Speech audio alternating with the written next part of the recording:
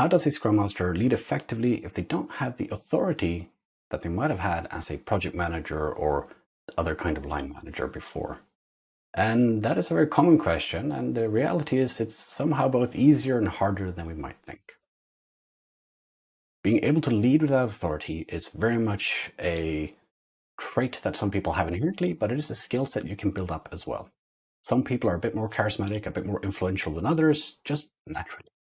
And that's okay. These people tend to find themselves in leadership positions one way or another in organizations, and then also tend to become the ones who are Scrum Masters in their Scrum teams, which is good because that means you kind of solved the problem already.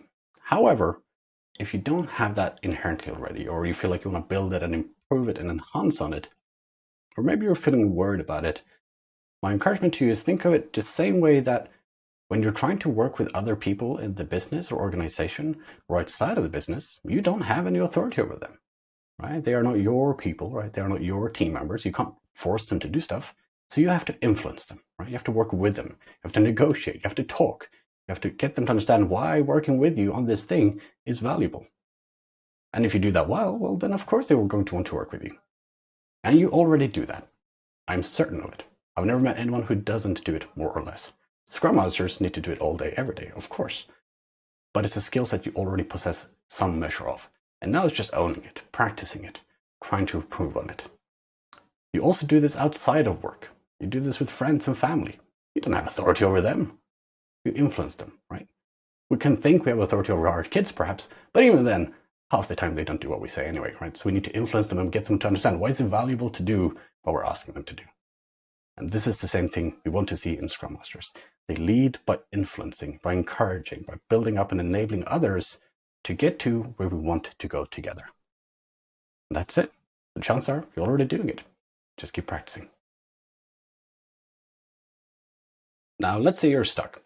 You've tried to do the influencing, you're trying to get people to get to where you'd like us all to go together, right? Because it's not necessarily where we want to go specifically as Scrum Masters, where we're all trying to go together.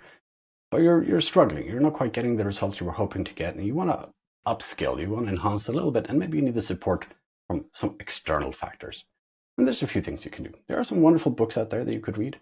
One I personally really like is Difficult Conversations. It's a very good one. 5 Dysfunctions of a Team is another fantastic one to understand a bit more about the mentality behind some of these things and how to have some of these conversations more practically. They're very, very good. You can also, and I recommend every Scrum Master should have this, you should have a network of fellow Scrum Masters, fellow peers that you can talk to, converse with, and learn from together.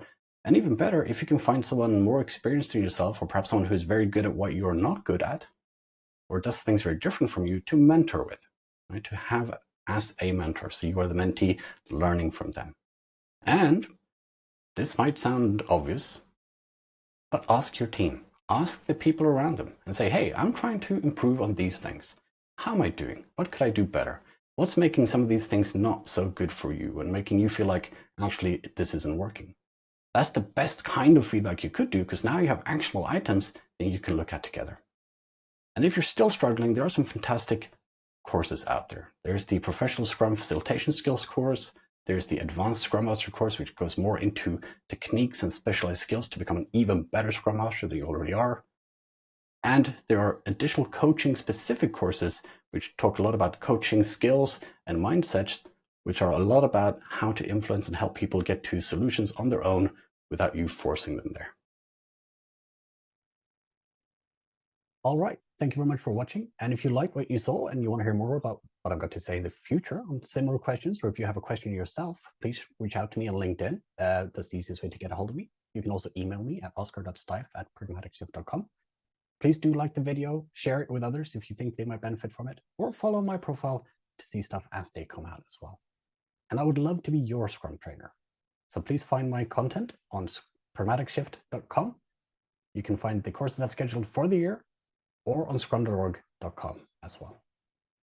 Look forward to seeing you in my classroom soon.